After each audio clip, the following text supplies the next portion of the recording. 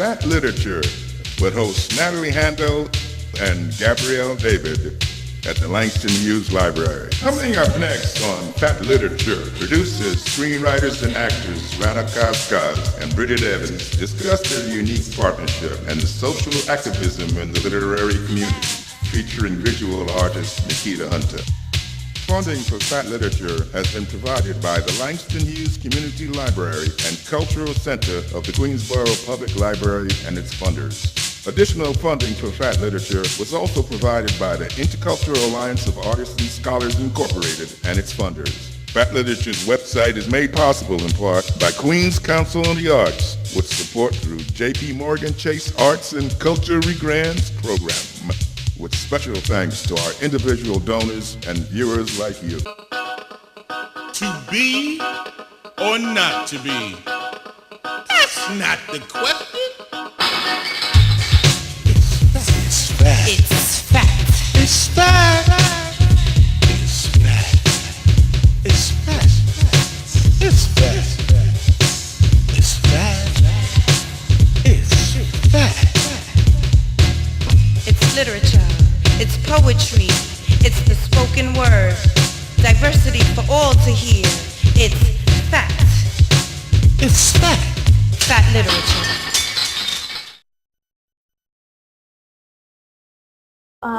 Yes, tell us a little bit about your philosophy. You, apart from the stories you like, tell us more about those stories and just the concept of the KAZBAH Project.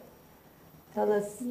Initially, our first foray into producing was an off-Broadway production of a play entitled Closet Land, written by an Indian American woman named Rana that had been a story that was originally made into a film commissioned by Amnesty International and dealt with the politics of torture and human rights.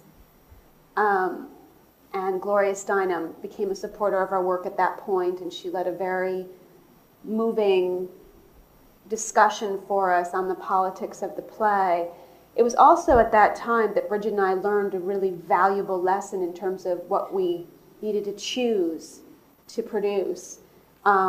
During one of the post-show discussions, an audience member raised her hand and said, "I felt like I wanted to go on stage and do something. I wanted to actually affect change within this story." And that impulse to want to actually get out of your seat and then to take action is something that is a huge influence on any choice we make right now, is what are the stories that are going to inspire people to do that, to think that they can affect the world and make change in a positive way. Yeah, socially conscious. Yeah, that's one of the things that I notice is that a lot of your works, they're very socially conscientious. It's like a very careful decision was made, and I also find that you're bringing out the voices of women in a lot of your works. Absolutely.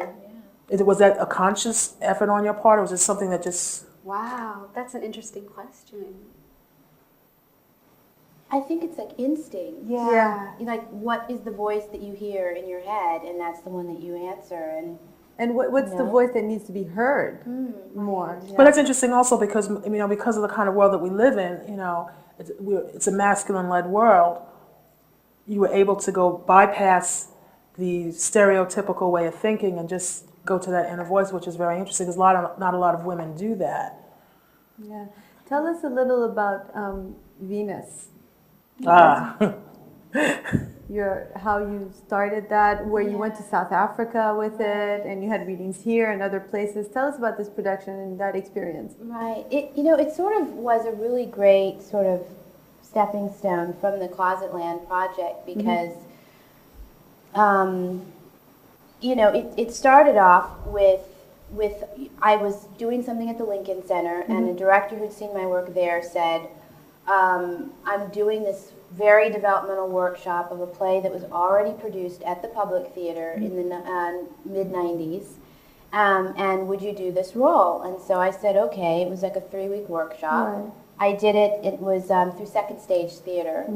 And man, by the time that show actually went up, this developmental workshop, I wasn't sleeping. I I felt palpably like some kind of spirit or essence of this woman, Sarki Bartman, aka the Venus Hottentot, was, kind of whispering in my ear all the time. Late at night, I would feel, and I come from the South, and my parents are very, they believe in, I don't know whether you call them spirits, ghosts, ancestors, whatever, but it's matter of fact to me. And so I had these kind of sensations, like there was one time where I had my hands and I was thinking, what am I supposed to do? What do you want from me?